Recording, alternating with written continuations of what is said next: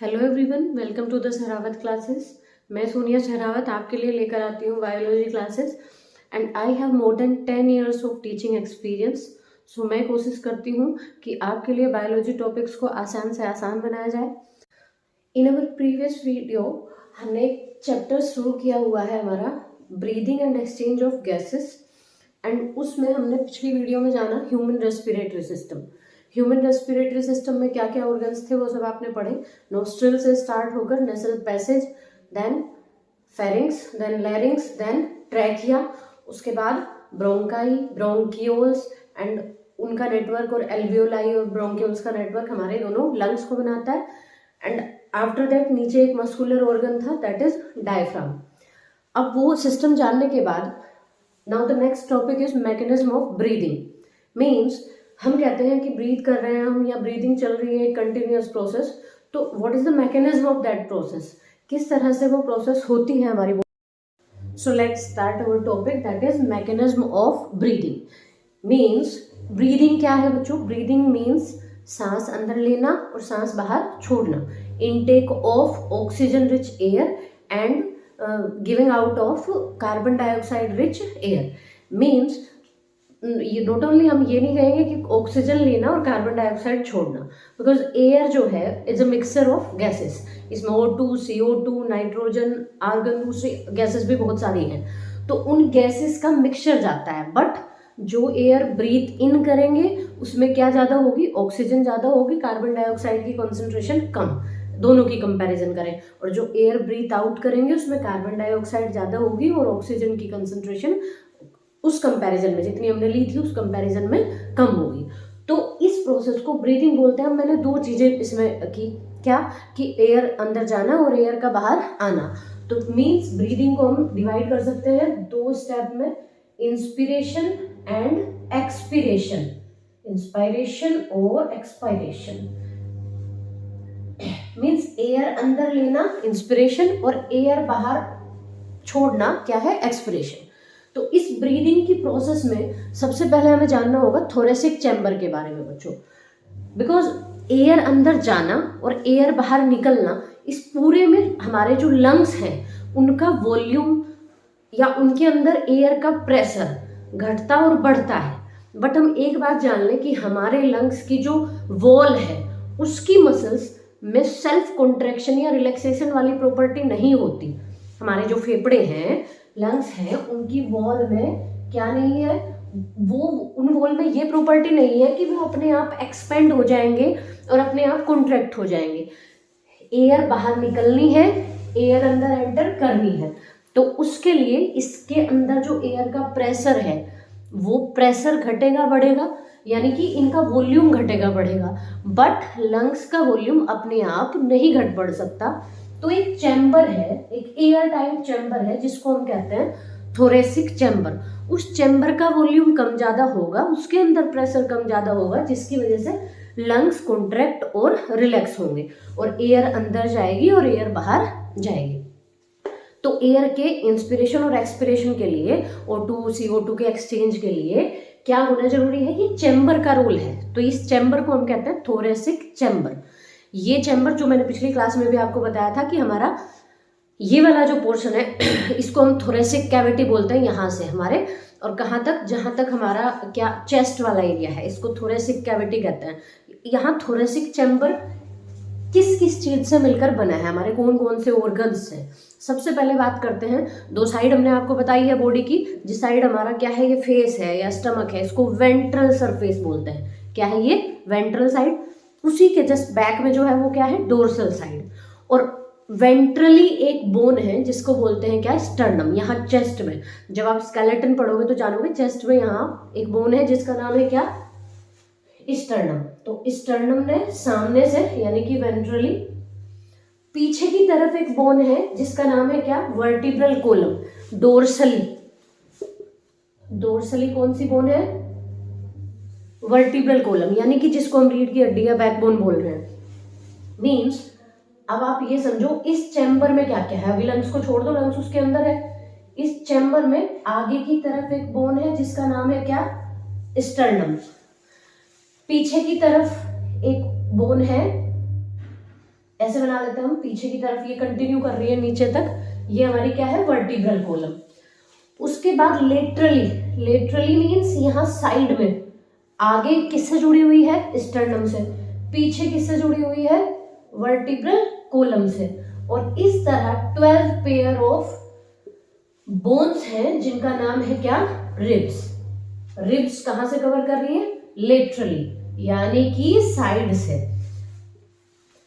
उसके बाद नीचे की तरफ लोअर साइड में, लोअर साइड में एक मस्कुलर ऑर्गन है जिसका नाम है, डोम शेप्ड है, डोम शेप्ड मस्कुलर ऑर्गन जिसका नाम है क्या, डायफ्राम। ये कहाँ है, लोअर साइड में।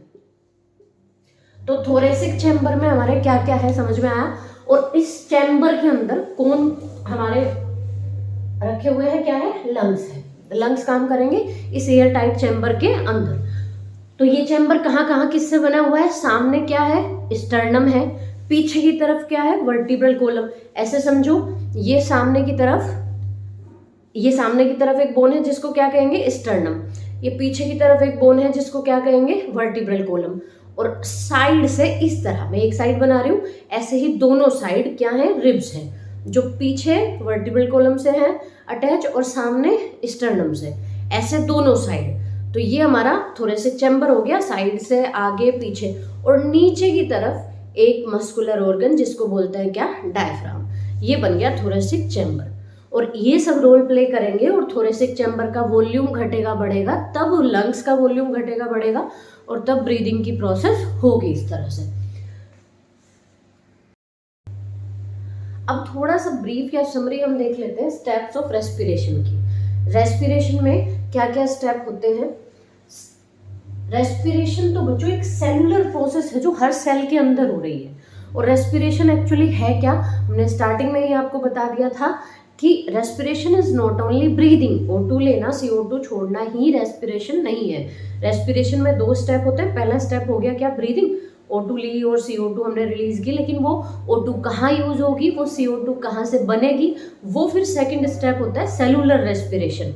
और सेलुलर रेस्पिरेशन में क्या होगा बच्चों, तो सबसे पहले क्या हो गया, ब्रीदिंग हो गई, यानी कि हमने O2 ले ली और कार्बन डाइऑक्साइड रिच एयर छोड़ेंगे। कहाँ से आई वो कार्बन डाइऑक्साइड, हमारी हर सेल के अंदर। ब्रीदिंग में क्या हुआ, ऑक्सीजन चली गई किसके पास, लंग्स के पास। ये हमारे लंग्स हैं, इन्होंने क्या किया, ऑक्सीजन रिच एयर यहाँ से ट्रैकिया से होती हुई कहाँ गई, लंग्स के पास, ब्रीदिंग हो गई। तो अब यहाँ क्या है, एल्वियोलाई है, लंग्स के अंदर क्या है, एल्वियोलाई।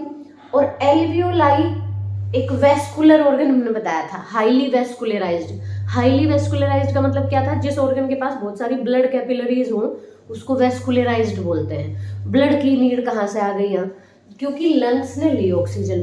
अब हमारी हर सेल को, हमारे हर टिश्यू को रिक्वायरमेंट है किसकी, इस ऑक्सीजन की। जो ऑक्सीजन लंग्स ने या एल्वियोलाई ने ली वो किसको चाहिए, हमारी हर सेल को, हर टिश्यू को चाहिए। यहाँ हमारी बॉडी की सेल्स और टिश्यूज हैं। तो यहाँ से कौन लेके जाएगा उसको, ब्लड करेगा, इस एक्सचेंज को कौन करेगा, ब्लड। ब्लड कैपिलरीज हैं और वहां उनमें क्या फ्लो कर रहा है, ब्लड। तो ब्लड क्या करेगा, एक्सचेंज करेगा भाई। एक्सचेंज किस चीज का, यहाँ से O2 लेगा और CO2 इसके पास जो कुछ है वो किसको दे देगा, एल्वियोलाई को दे देगा। और CO2 एल्वियोलाई के थ्रू ये बाहर छोड़ दी जाएगी ब्रीदिंग की प्रोसेस में। तो O2 लेना और CO2 इसमें छोड़ देना। कहाँ से आई है CO2, क्योंकि आप खा रहे हो खाना, ठीक है, और खाने को आपने डाइजेस्ट करके सिंपल फॉर्म में कन्वर्ट कर लिया, किसमें, ग्लूकोज की फॉर्म में। अब वो ग्लूकोज मतलब आपने डाइजेस्ट कर लिया, खाना डाइजेस्ट किया, लेकिन उस खाने से एनर्जी निकलवानी है अब हमें। और वो एनर्जी निकलवाने के लिए किसकी नीड होगी, ऑक्सीजन की। तो जो आपने यहाँ से ऑक्सीजन ली, वो ऑक्सीजन सेल्स ने ली, सेल्स ने उस ऑक्सीजन से खाने का ऑक्सीडेशन किया, खाने का ब्रेक डाउन किया, और ऑक्सीडेशन से क्या रिलीज हुई, एनर्जी रिलीज हुई, प्लस एक बाई प्रोडक्ट बना, दैट इज कार्बन डाइऑक्साइड। एक क्या बना, बाई प्रोडक्ट, एक मतलब क्या कहेंगे कि एक वेस्ट बना, एक waste product, that is carbon dioxide, जो हमारी बॉडी में उसकी नीड नहीं है, वो रिमूवल उसका जरूरी है। तो हर सेल, हर टिश्यू रेस्पिरेशन कर रही है, एटीपी बना रही है, एनर्जी बना रही है, लेकिन साथ ही साथ यूज किसका कर रही है उसके लिए, O2 का। इसलिए हम ऑक्सीजन के बिना सर्वाइव नहीं कर सकते। हम कुछ टाइम के लिए खाने के बिना रह सकते हैं, पानी के बिना रह सकते हैं, बट हम ऑक्सीजन के बिना नहीं सर्वाइव कर सकते। वाई? बिकॉज ऑक्सीजन हमें क्या कर रही है, हमारे इंटरनल बहुत सारे काम चल रहे हैं बॉडी में, एक्सटर्नल हम काम करते हैं, सबके लिए एनर्जी रिक्वायरमेंट है। हर ऑर्गन को हमारे काम करने के लिए एनर्जी चाहिए। वो एटीपी बनने की जो प्रोसेस है वो बिना ऑक्सीजन के पॉसिबल नहीं है। तो ऑक्सीजन खाने को तोड़ती है और उससे क्या निकलती है, एनर्जी और कार्बन डाइऑक्साइड, और इसका एक्सचेंज लंग्स के और सारे टिश्यूज के बीच होना है। तो कौन करवाएगा, ब्लड कराएगा। तो पहला स्टेप हुआ O2 रिच एयर ले ली, दूसरे स्टेप में ब्लड ने उसको सारे टिश्यूज के पास भेज दिया, सारे टिश्यूज ने उसको यूज कर लिया ऑक्सीजन को, और क्या बना दी, CO2 बना दी। वो CO2 चली गई, निकल गई। अब इन सेल्स के पास कौन लेकर जाता है, ब्लड लेकर जाता है। कुछ जनरल आपको जो याद करने वाली चीजें हैं याद रखोगे। ब्रीदिंग की रेट क्या होती है, रेट मीन्स आप ब्रीथ कर रहे हो पर मिनट कितना ब्रीथ करते हो। आप कहीं भी पढ़ते हो या जानते हो तो 12 से 16 ब्रीथ पर मिनट। एक ब्रीथ का मतलब क्या है बच्चों, one breath means one inspiration and one expiration, one inhalation कह लीजिए और वन एक्सहेलेशन। एक बार आपने सांस अंदर ली और एक बार सांस छोड़ दी, दोनों को प्लस करोगे तो क्या बन जाएगी, एक ब्रीथ बनेगी आपकी। और एक ब्रीथ मतलब एक मिनट में रेट देखें हम तो 1 मिनट में 12 to 16 टाइम्स हम ब्रीथ करते हैं। तो ये ब्रीदिंग रेट हुआ। बट अलग अलग लाइफ के अलग अलग स्टेजेस में अलग अलग होती है ये रेट। एक न्यूली बोर्न बेबी की 32 ब्रीथ पर मिनट होती है, मीन्स ज्यादा अडल्ट से। 5 ईयर्स का हो जाएगा जब तब कितनी हो जाएगी, रह जाएगी 26 breathe per minute. After that अगर 25 ईयर्स यानी अडल्ट की आप देखोगे तो अडल्ट की होती है 16 पर मिनट। आप फिर ओल्ड एज की तरफ जाओगे, 50 ईयर्स के किसी पर्सन में देखोगे तो फिर थोड़ी बढ़ जाएगी 18 पर मिनट। और ड्यूरिंग स्लीप आपकी कितनी ब्रीदिंग रेट थोड़ी कम रहती है, about 12 breath per minute. But हम अप्रोक्सीमेटली कितना लिखते हैं, 12 से 16 ब्रीथ पर मिनट की हमारा ब्रीदिंग रेट होता है एवरेज। नाउ इसके बाद कुछ टर्म्स हैं बच्चों जो आपसे कहीं पूछी जा सकती हैं ब्रीदिंग से रिलेटेड। ब्रीदिंग से रिलेटेड पहली टर्म हमारी आती है क्या, युपनिया। युपनिया से मीनिंग क्या है बच्चों, नॉर्मल ब्रीदिंग। ये क्या है, हमारी नॉर्मल ब्रीदिंग है। यानी आप नॉर्मल 12 से 16 के बीच में अगर आप इतनी बार सांस ले रहे हैं 1 मिनट में तो वो आपकी नॉर्मल ब्रीदिंग है और उसको हम क्या बोलेंगे, युपनिया बोलेंगे। Now the next is hyperpnoea. Hyperpnoea means क्या है बच्चों, आप कहीं भी हाइपर वर्ड आ जाए तो चिंता करने की बात ही नहीं है। हाइपर मीन्स क्या होता है, ज्यादा, नॉर्मल से ज्यादा, यानी कि इसमें आपकी नॉर्मल ब्रीथ जितनी है उससे ज्यादा हो जाएगी ब्रीदिंग रेट, तो हाइपरनिया बोलेंगे उसको। Next is hypopnoea. Hypopnoea means क्या होगा, हाइपो मीन्स क्या होता है, कम, तो नॉर्मल से अगर कम है ब्रीदिंग रेट तो उसको क्या कहेंगे, hypopnoea. Now the next is dyspnoea. Dyspnoea का मतलब क्या है बच्चों, डिस से ना डिफिकल्ट याद रखना, डिस और डिफिकल्ट यानी डिफिकल्ट ब्रीदिंग। जब आपको सांस लेने में कुछ डिफिकल्टी हो तो उसको बोलते हैं क्या, डिस्निया। इसके बाद है हाइपोक्सिया। हाइपोक्सिया भी वर्ड से ही समझ में आ जाएगा आपको। हाइपो मीन्स क्या है, कम, और ओक्सिया को रिलेट कर दो ऑक्सीजन से, यानी कि लेस सप्लाई ऑफ ऑक्सीजन। जब ऑक्सीजन की सप्लाई कम हो उसको क्या बोलते हैं, हाइपोक्सिया। आपको ऑक्सीजन कम जा रही है आपके लंग्स तक। एनोक्सिया। एनोक्सिया में ए आ गया शुरू में, तो अ का मतलब क्या है, उस चीज का ना होना, यानी किसका ना होना, ऑक्सीजन का। जब ऑक्सीजन की सप्लाई बिल्कुल ना हो, नो सप्लाई ऑफ ऑक्सीजन, उसको क्या कहेंगे, उस कंडीशन को anoxia. Now the last is asphyxia. Asphyxia का मतलब क्या है बच्चों, ऑक्सीजन की सप्लाई ना हो, ऑक्सीजन कम जा रही हो और प्लस कार्बन डाइऑक्साइड का रिटेंशन हो, तो तब कंडीशन क्या कहलाती है, asphyxia. So mechanism of breathing is divided into 2 steps. Inspiration, जिसको और क्या कह सकते हैं, inhalation means intake of air, and expiration और exhalation means giving out of carbon dioxide rich air. तो उसके लिए अब एक टर्म आप जानोगे, IPP, intra pulmonary pressure. Intra means होता है इनसाइड, पल्मोनरी जहां कहीं भी पल्मोनरी वर्ड आ जाए means it is related to lungs, और pressure, intra pulmonary pressure means क्या है, देखो बच्चों आप लंग्स को क्या करना है, एयर अंदर लेनी है, तो एयर अंदर सक करनी है। सक करने के लिए क्या जरूरी है, कोई यहाँ पंप जैसा कोई चीज तो लगी हुई नहीं है कि भाई वो एयर सक कर लेगा। क्या होना जरूरी है, बाहर की तरफ जो प्रेशर है that is atmospheric pressure. Air का प्रेशर, और लंग्स के अंदर जो एयर भरी हुई है उससे जो प्रेशर है अंदर वो क्या है, इंट्रा पल्मोनरी प्रेशर। इन दोनों प्रेशर के बीच जब डिफरेंस होगा, डिफरेंस कैसे होगा, जब एटमॉस्फेरिक प्रेशर ज्यादा होगा किससे, इंट्रा पल्मोनरी प्रेशर से, यानी लंग्स के अंदर जब प्रेशर किससे ज्यादा होगा, बाहर से ज्यादा होगा, तो सीधी सी बात है एयर क्या होगी, बाहर छोड़ी जाएगी। जब प्रेशर बाहर ज्यादा है और अंदर कम है लंग्स के अंदर, तो एयर क्या होगी, अंदर जाएगी। यानी कि ये प्रेशर कम ज्यादा करने के लिए हमने पहले ही बताया था कि जो हमारा थोरेसिक चैम्बर है, जिसमें पीछे की तरफ वर्टिब्रल कोलम है, आगे स्टर्नम है और साइड में क्या है, रिब्स हैं, ये रोल प्ले करते हैं। ये चैम्बर जो है, इस चैम्बर का वॉल्यूम घटता बढ़ता है जिससे लंग्स के अंदर प्रेशर कम ज्यादा होगा। उसके लिए क्या होगा बच्चों, दो चीजें रोल प्ले करेंगी। ये जो हमारी रिब्स है ना, इनके बीच मसल्स है बच्चों, रिब्स के बीच मसल्स हैं जिनको कहेंगे हम क्या,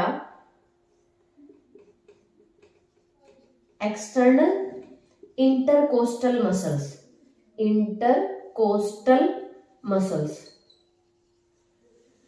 और इंटरनल इंटरकोस्टल मसल्स, दो तरह की मसल्स हैं। और पहले जानो, इंटर मतलब बीच में, और कोस्टल, कोस्टल वर्ड जहां कहीं आ जाए यानी रिब्स की बात हो रही है, तो पसलियों के बीच में जो मसल्स हैं उनको कहेंगे इंटरकोस्टल मसल्स, रिब्स के बीच में। अब वो दो तरह के होंगे, एक्सटर्नल और इंटरनल। नॉर्मल ब्रीदिंग में किसका रोल होता है, एक्सटर्नल का होता है सिर्फ।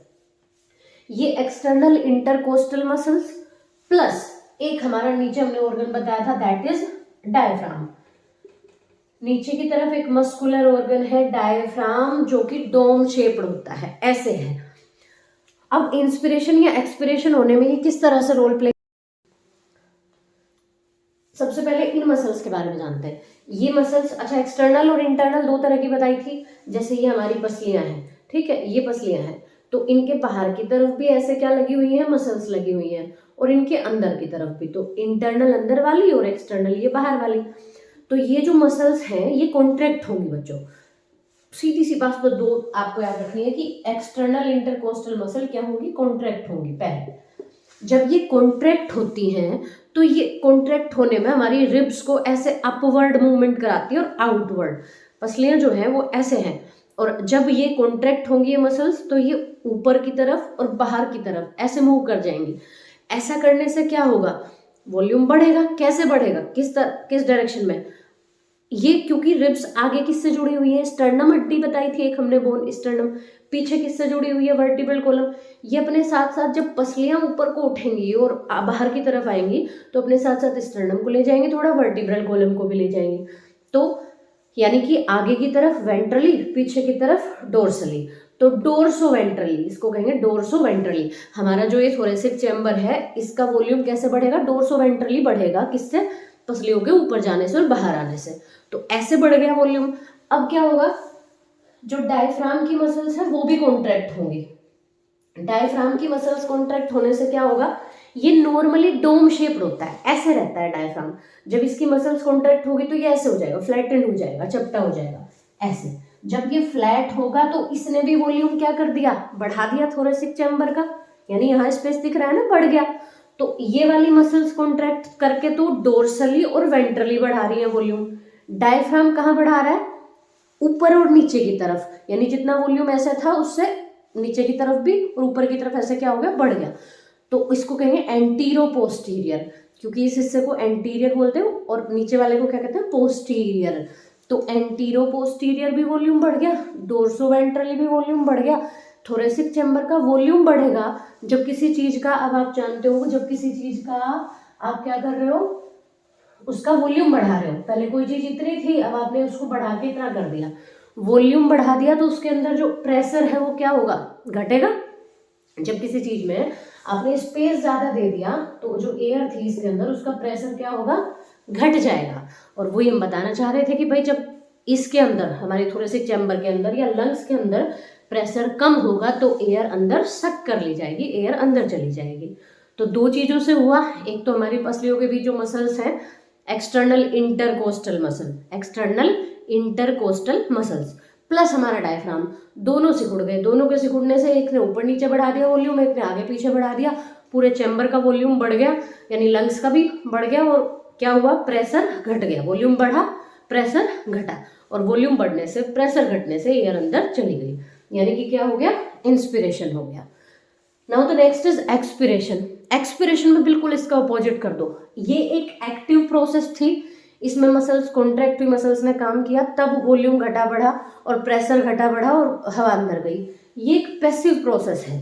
एक्सपिरेशन कैसी प्रोसेस है, पैसिव। पैसिव मतलब इसमें काम नहीं होगा, इसमें सीधा सीधा जो मसल्स यहाँ कॉन्ट्रैक्ट हुई थी वो रिलैक्स हो जाएंगे। डायफ्राम की भी मसल्स यहाँ कॉन्ट्रैक्ट हुई थी, एक्सपिरेशन में क्या होगा, रिलैक्स हो जाएंगी, यही मसल्स क्या हो जाएंगी, रिलैक्स। अब ये देखिए, जो ये था स्टर्नम, ये क्या था, वर्टिब्रल कॉलम, और ये थी क्या, पसलियां, और इनके बीच में क्या थी, मसल्स। इन मसल्स में जब कॉन्ट्रैक्शन हुआ था तो ये ऐसे उठ गई थी, हमारी पसलियां ऐसे उठ गई और बाहर को निकल गई। अब क्या होगा, वो रिलैक्स हो गई। रिलैक्स होने पे क्या होगा, ये पसलियों के बीच की जो मसल्स हैं ये क्या होंगी, ये रिलैक्स हो गई बेचारी, ये रिलैक्स हो गई तो नीचे की तरफ आएंगी, अंदर की तरफ आएंगी। ऐसे ही डायफ्राम, डायफ्राम की मसल्स जब रिलैक्स होंगी ये वापस अपनी नॉर्मल शेप में आ जाएगा, कैसी, डोम शेप्ड। जब ये भी डोम शेप में आ गया, और जो हमारी रिब्स के बीच की मसल्स थी, intercostal muscles, external intercostal muscles, उन्होंने भी रिब्स को क्या करवा दिया, अंदर की तरफ मूव करा दिया, इनवर्ड, ठीक है, अंदर की तरफ, और ये वापस डोम शेप्ड। तो वॉल्यूम क्या होगा, घटेगा, इस थोरेसिक चैम्बर का वॉल्यूम कम होगा। वॉल्यूम कम होगा तो प्रेशर बढ़ेगा, जगह कम मिलेगी गैस को तो प्रेशर हवा का बढ़ जाएगा। जब प्रेशर ज़्यादा होगा तो एयर विल बी क्या होगा, रिलीज आउट, यानी कि हम सांस बाहर छोड़ेंगे। तो इस तरह होती है मैकेनिज्म पूरी किसकी, ब्रीदिंग की। पूरा आपको समझ में आया।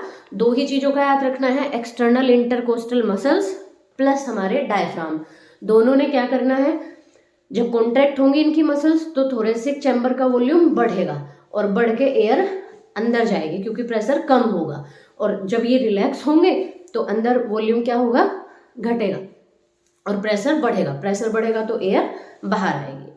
तो दिस टॉपिक इज कंप्लीट।